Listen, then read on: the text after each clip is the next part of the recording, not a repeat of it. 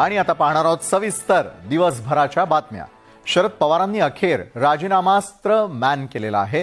3 दिवसानंतर पवारांनी आपला राजीनामा मागे घेतलाय। त्यामुळे राष्ट्रवादी काँग्रेसच्या नेत्यांसह कार्यकर्त्यांनी निश्वास सोडलाय। खरं तर त्यांच्या राजीनाम्यानंतर अनेक तर्कवितर्क लावले जात होते। पाहूयात याविषयीचाच आमचा हा स्पेशल रिपोर्ट। राष्ट्रवादी काँग्रेस पक्षाच्या अध्यक्षपदावरून निवृत्त होण्याचा निर्णय मागे घेत आहे।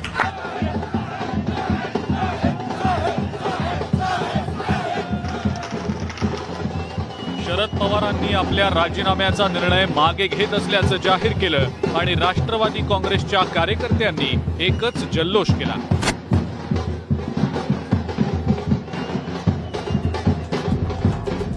मंगळवारी शरद पवारांनी पक्षाध्यक्ष पदावरून पायउतार होण्याची घोषणा केली होती। त्यानंतर गेले 3 दिवस राष्ट्रवादी काँग्रेसच्या कार्यकर्त्यांनी मुंबईच्या यशवंतराव चव्हाण सेंटर समोर ठाण मांडलेली होती। पवारांनी राजीनामा मागे घ्यावा यासाठी कार्यकर्त्यांचा दबाव वाढत होता। विविध राजकीय पक्षांच्या नेत्यांनीही पवारांशी संपर्क केला होता। मात्र पवार आपल्या निर्णयावर ठाम असल्याचं बोललं जात होतं। पवारांनी राजीनाम्यावर फेरविचार करण्यासाठी वेळ मागितला होता।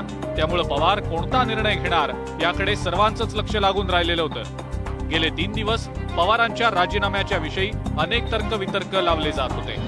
त्यांनी असं सांगितलेलं आहे की पक्षाची जबाबदारी पुढे अधिक चांगल्या पद्धतीनं काम करण्यासाठी आम्ही संघटनेकडे अधिक लक्ष देऊन भविष्य काळात चांगल्या पद्धतीनं अधिक चांगल्या पुढे जाण्याचा प्रयत्न करू। शरद पवारांनी राजीनामा दिल्यानंतर राजकीय वर्तुळात चर्चांना उधाण आलेलं होतं। नवा अध्यक्ष म्हणून विविध नेत्यांची नावं चर्चेत होती। त्यामध्ये सुप्रिया सुळेंचं नाव सर्वात आघाडीवर होतं। मात्र आता त्या सगळ्या चर्चा हवेत विरल्या। ठिकाणी या आशेवर या राज्यातल्या या देशातल्या समाज विघातक शक्तींच्या विरोधात निश्चित लढत राहतील हा आशेचा किरण आज पवार साहेबांनी पुन्हा दिला। त्याबद्दल त्यांचा मी मनापासून आभार मानतो। पक्ष कार्यकर्त्यांच्या भावना लक्षात घेत आपण राजीनामा मागे घेत असल्याचं शरद पवारांनी जाहीर केलं। पक्षात नवं पद निर्माण करण्याची आवश्यकता नसल्याचं पवारांनी यावेळेला सांगितलं। मात्र भविष्यात पक्ष पातळीवर फेरबदल होणार असल्याचे संकेतही पवारांनी दिले। त्यामुळे आगामी काळात राष्ट्रवादी काँग्रेसमध्ये मोठी उलथापालथ होण्याची शक्यता नाकारता येत नाही। शरद पवार यांच्या राजीनामा नाट्यावर अखेर पडदा पडलाय। पण 3 दिवसांच्या या सर्व नाट्यातून पवारांनी नेमकं काय साधलं? राजीनामा अस्त्रानं शरद पवारांनी अजित पवारांची कोंडी केली? नाराज आणि बंडखोरांना पवारांच्या या खेळीमुळे इशारा मिळाला? अशा अनेक प्रश्नांवर आता चर्चा सुरू झाली आहे। राजीनामा अस्त्रातून पवारांनाच पॉवर, राष्ट्रवादीवर पकड, घडामोडींवर नजर। पवारांनी खुंटा हलवून बळकट केला, बंडखोरांना खणखणीत इशारा दिला। राष्ट्रवादी काँग्रेस पक्षाच्या अध्यक्षपदावरून निवृत्त व्हायचा निर्णय आज घेतलेला आहे। शरद पवारांची ही घोषणा राष्ट्रवादी पक्षात त्यांचाच शब्द अंतिम राहणार हे स्पष्ट करणारी आहे। 2 मे रोजी पवारांनी राजकीय निवृत्तीची घोषणा करत एकच खळबळ माजवली होती। मागील 3 दिवस राज्यभरात पवारांच्या निर्णयाविरोधात राष्ट्रवादीची आंदोलनं झाली। वायबी चव्हाण सेंटर बाहेर शेकडो कार्यकर्त्यांनी आंदोलनं केली। पण ही सर्व पवारांची रणनीती असल्याचं राजकीय जाणकारांना वाटतंय।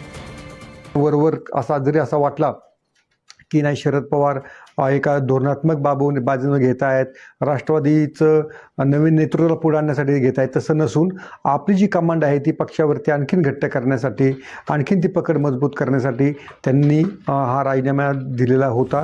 पवारांनी राजीनामा अस्त्राचा वापर करत एकाच वेळी अनेक हेतू साध्य केलेत, ज्यात पवारांच्या राजीनाम्याच्या घोषणेनं पक्षातील मरगळ झटकली गेली। पक्षाची सर्व सूत्र आपल्याच हाती असल्याचं पवारांनी दाखवून दिलं। राष्ट्रवादी म्हणजे शरद पवार हे स्पष्टपणे दाखवून दिलं। गटातटात विभागलेला पक्ष एकसंघपणे पवारांच्या पाठीशी उभा राहिला। बंडखोर नाराज नेत्यांना पवारांनी थेटपणे इशारा दिला। अजित पवारांपेक्षा सुद्धा अन्य काही पक्षातले नेते म्हणजे जे आज त्या समितीचे मध्ये सामील होते त्यातलेही काही नेते हे पवारांकडे गेले होते आणि त्यांनीच अशी विनंती केली होती की आपण काही वेगळा विचार करायला पाहिजे, सत्तेच्या बरोबर जायला पाहिजे। तर आज त्या सगळ्यांना कुठेतरी थांबवण्यात शरद पवार यशस्वी झाले। जेव्हा मातब्बर नेते अशा पद्धतीने काही विचार वेगळा करू पाहतात तेव्हा तिथं असा व्यावहारिक किंवा अत्यंत कठोर असा निर्णय घेऊन हा प्रश्न हाताळता आला नसता आणि त्यामुळे तो भावनिक पातळीवर नेऊन शरद पवारांनी हाताळला.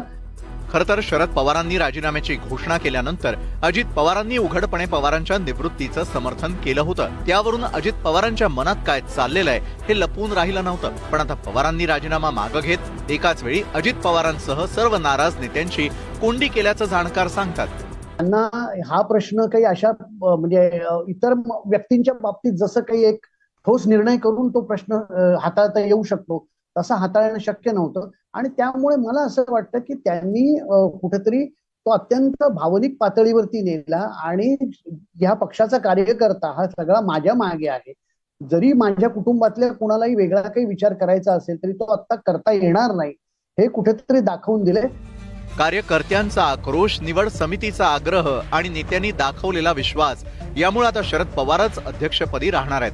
पण आधीचं पद आणि आत्ताचं अध्यक्षपद यात बराच फरक असेल, कारण राजीनामा नाट्यामुळे राष्ट्रवादीचे बहुतांश नेते आणि कार्यकर्तेही आपल्या सोबत असल्याचं पवारांनी जग जाहीर केलं. एक कार्यशैली म्हणजे एखादा राष्ट्रीय कार्याध्यक्ष नेमून किंवा राज्यामध्ये काही कार्याध्यक्ष नेमून जरी काही वेगळी व्यवस्था जरी झाली तरी अंतिम शब्द हा शरद पवारांचाच आहे आणि शरद पवारांसोबतच पक्षाचे केडर आहे, पक्षाचे कार्यकर्ते आहेत, हे देखील या सगळ्या 2-3 दिवसाच्या एपिसोडमुळे दिसून आलेलं आहे. खरं तर राजकारणात 2 पाऊल मागे जाऊन कशी गगनभरारी घेता येते हे शरद पवारांनी पुन्हा एकदा दाखवून दिलं. पवारांच्या या खेळीनं पुन्हा एकदा त्यांना महाराष्ट्राच्या आणि देशाच्या राजकारणात का महत्वाचं स्थान दिलं जातं हे त्यांनी पुन्हा एकदा सिद्ध केलंय.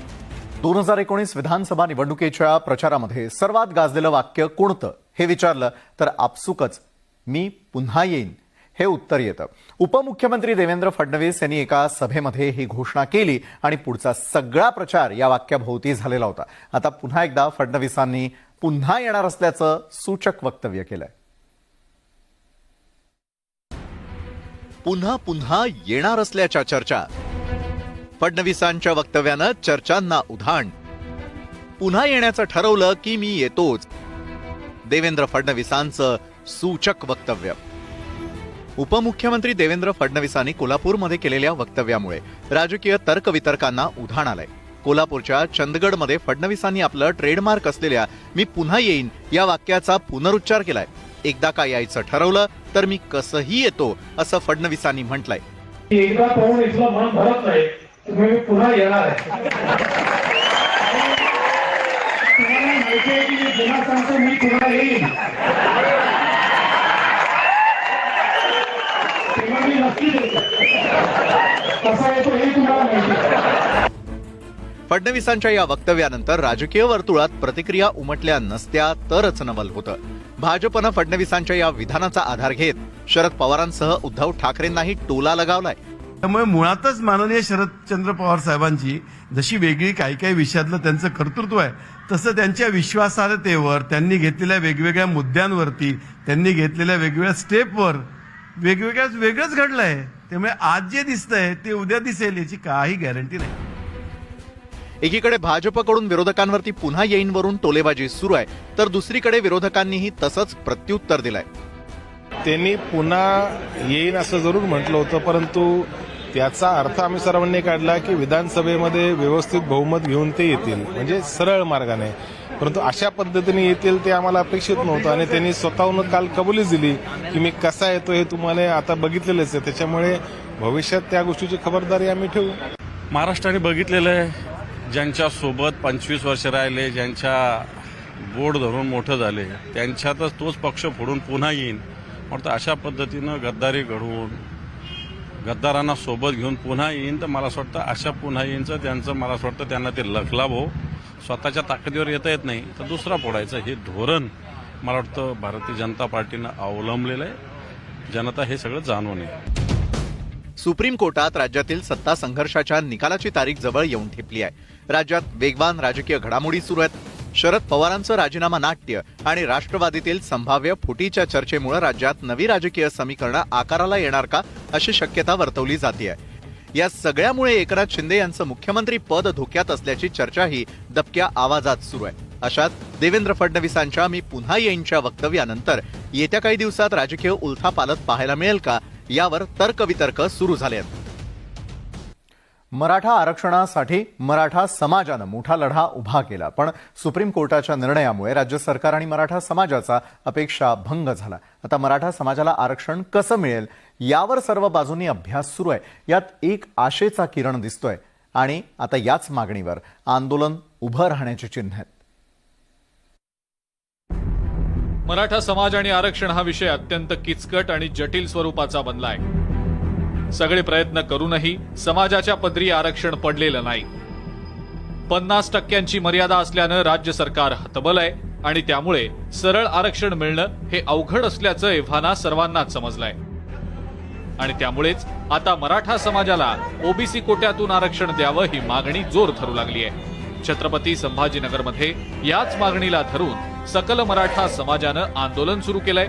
स्वतः मुख्यमंत्री संभाजीनगरमध्ये येऊन समाजाच्या भावना समजून घेणार आहेत. ते मुख्यमंत्र्यांनी संभाजीनगरमध्ये मीटिंग घेऊन हे आमचे प्रश्न सोडावे हे त्यांच्या मागणी आहे. मी त्यांना आश्वासन दिलं की मुख्यमंत्री महोदयांना आपल्या भावना आपल्या कानावर घालून इथं संभाजीनगरला मीटिंग घेऊन जे जे काही प्रश्न असतील ते आपण सोडवण्याचा प्रयत्न करू.